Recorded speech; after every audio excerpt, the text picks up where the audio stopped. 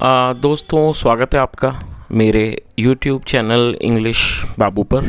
और आज मैं फिर हाजिर हूँ आपके साथ एक नई स्टोरी लेकर।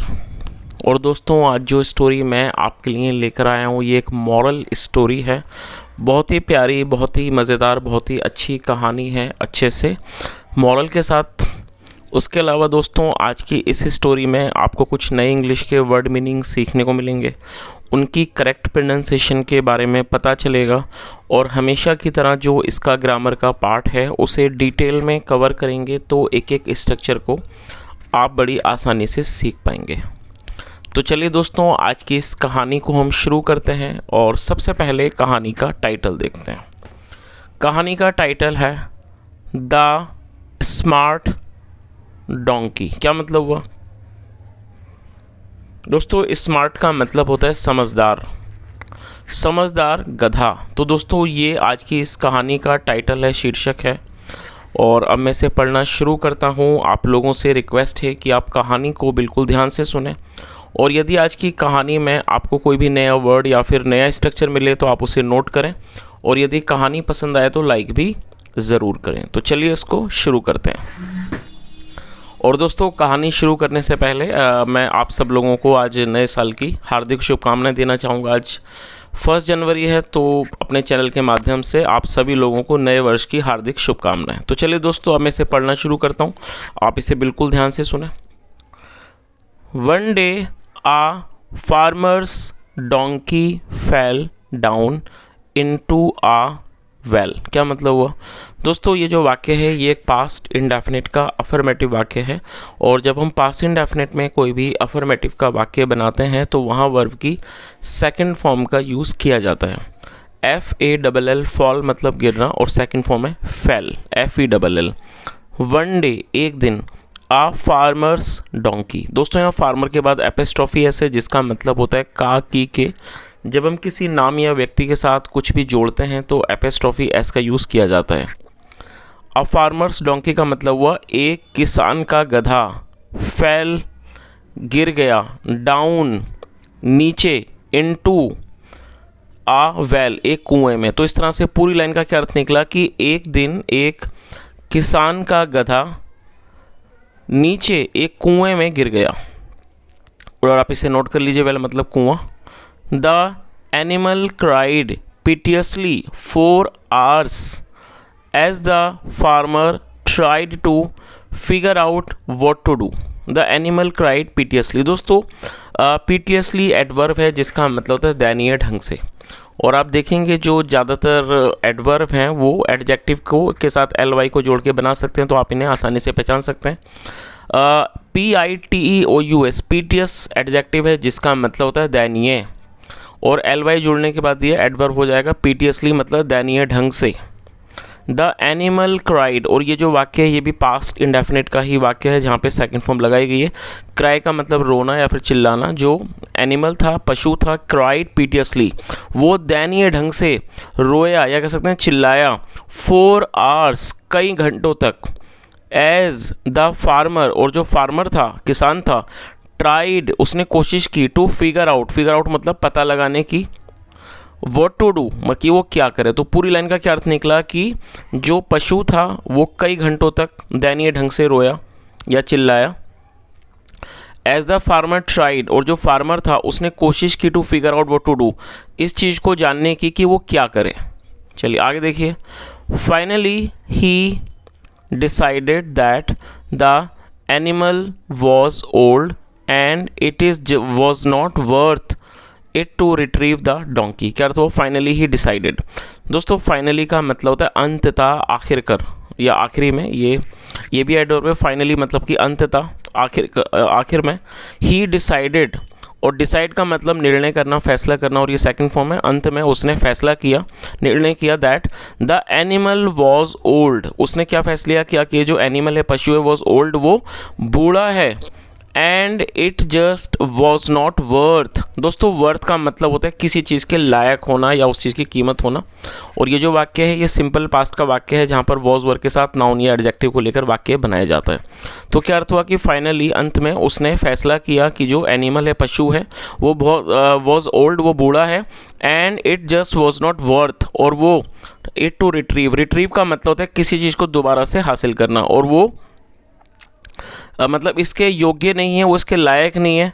टू रिट्रीव द डोंकी, की गधे को वापस निकाला जाए, रिट्रीव किया जाए, इस चीज़ के वो लायक नहीं है।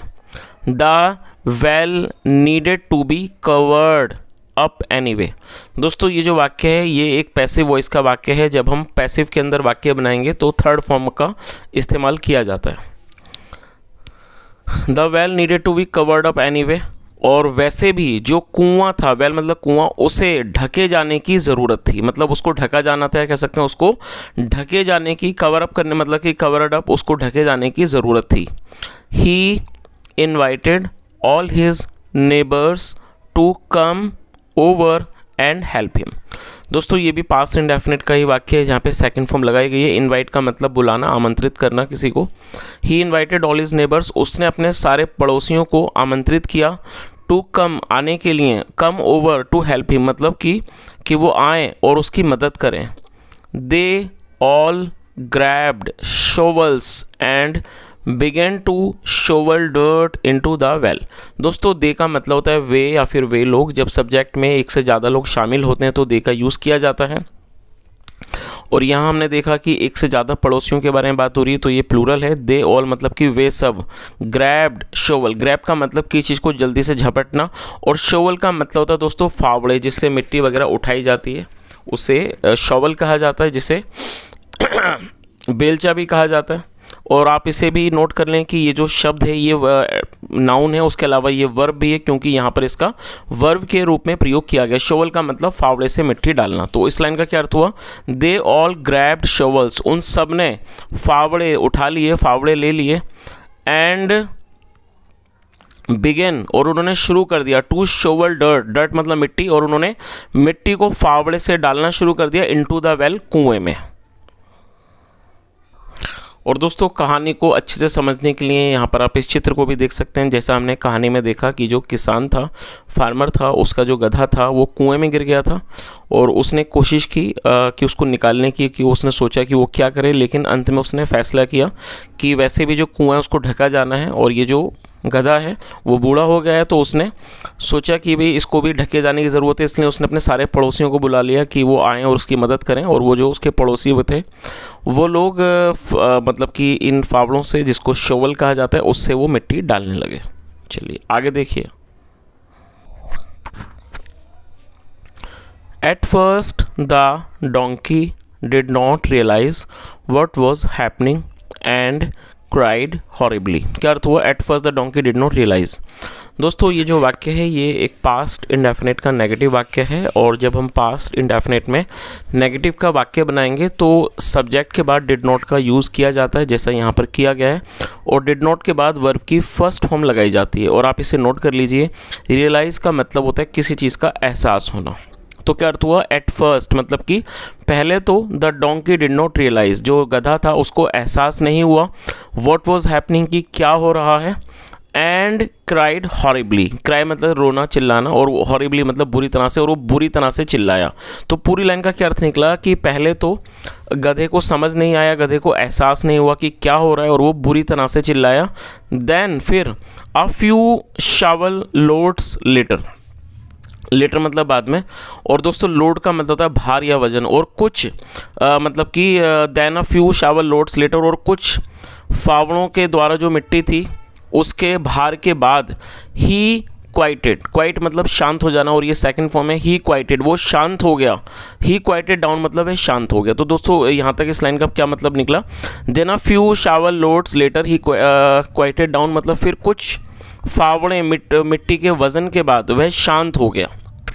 तो इस चीज़ का भी मतलब आपको समझ ही आ गया होगा कि शुरुआत में तो उसे समझ नहीं आया, तो वो काफ़ी चिल्लाया, लेकिन बाद में वो धीरे धीरे कुछ जब फावड़ों से उसके ऊपर मिट्टी डाली गई फिर वो शांत हो गया। Thinking that the donkey had died the farmer looked down in the well. But he was astonished at what he so.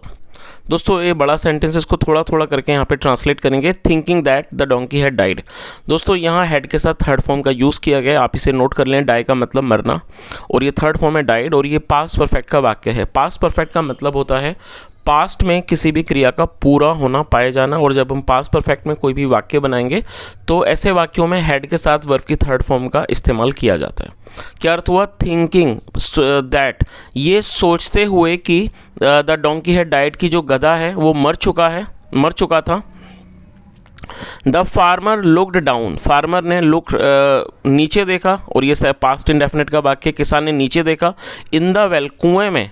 But he was astonished, astonished का मतलब होता है हैरान हो जाना, लेकिन वो हैरान हो गया एट वॉट ही सो, मतलब कि जो उसने देखा, उस चीज़ को देखकर। तो पूरी लाइन का क्या अर्थ निकला कि thinking that the donkey had died the farmer look down in the well but he was astonished at what he saw, मतलब ये सोचते हुए कि गधा मर चुका है, किसान ने कुएं में नीचे देखा।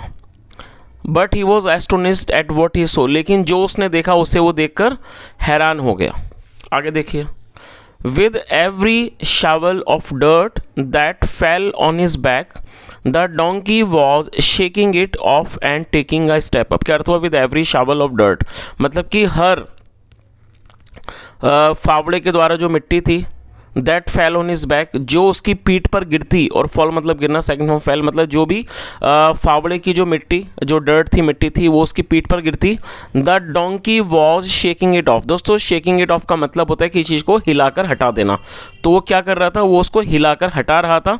And taking a step up, और वो एक कदम ऊपर आ रहा था। तो इस चीज़ का मतलब आपको समझ ही आ गया होगा कि जो गधा था वो समझदार था। जब उसके ऊपर मिट्टी गिर रही थी तो वो हिलकर उस मिट्टी को हटा दे रहा था, और वो एक स्टेप ऊपर आ जा रहा था। आगे देखिए।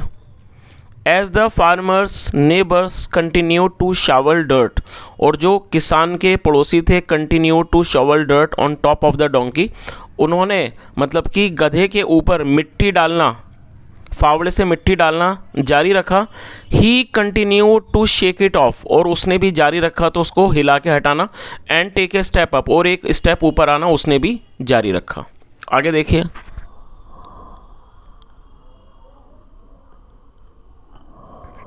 Pretty soon everyone was amazed as the donkey stepped up over the edge of the well and trotted off।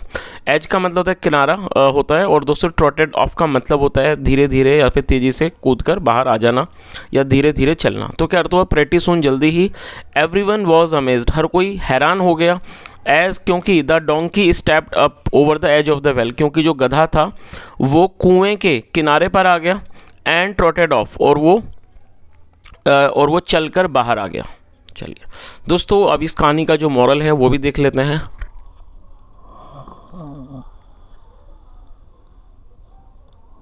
और यहाँ दोस्तों आप इस कहानी को अच्छे समझने के लिए आप इस चित्र को भी देख सकते हैं कि किस तरह से ये जो गधा है वो उस कुएं से आसानी से बाहर आ गया। Wisely sad, never give up even when in trouble. दोस्तों गिव अप का मतलब होता है हार मानना। नेवर गिव अप मतलब कभी भी हार मत मानिए। इवन वैन इन ट्रबल, यदि आप संकट में भी हो तभी आप हार ना मानिए। तो दोस्तों ये आज की एक छोटी सी कहानी थी, बहुत ही अच्छे मॉरल के साथ। जैसा हमने यहाँ पर देखा इस स्मार्ट डोंकी की कहानी को, ये जो गधा था बहुत ज़्यादा समझदार था और उसने अपनी बुद्धि का इस्तेमाल करते हुए अपनी जान बचाई। तो जैसा इस कहानी का जो मॉरल है, काफ़ी अच्छा मॉरल है कि व्यक्ति को कभी भी हार नहीं माननी चाहिए। तो दोस्तों ये आज की एक छोटी सी कहानी थी अच्छे से मॉरल के साथ। यदि आपको अच्छी लगी हो, मेरा पढ़ाने का प्रयास भी अच्छा लगा हो, तो आपसे रिक्वेस्ट है आप वीडियो को लाइक करें, शेयर करें, चैनल को सब्सक्राइब करें। यदि आपका कोई भी सुझाव हो तो कमेंट में बताएं। यहाँ तक सुनने के लिए थैंक यू सो मच। और दोस्तों फिर से एक बार आप सब लोगों को नए वर्ष की हार्दिक शुभकामनाएं।